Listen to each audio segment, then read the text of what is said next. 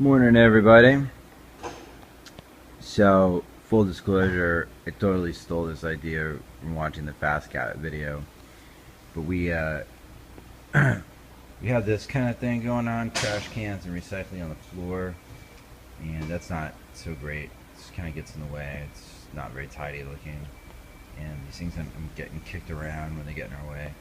So, Aaron went to Home Depot, got a recycling can, and a trash can. I found they're actually protector plates for door locks, and just bolted it on there. Bam.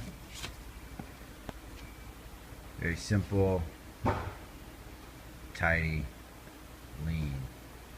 Thanks, FastCap.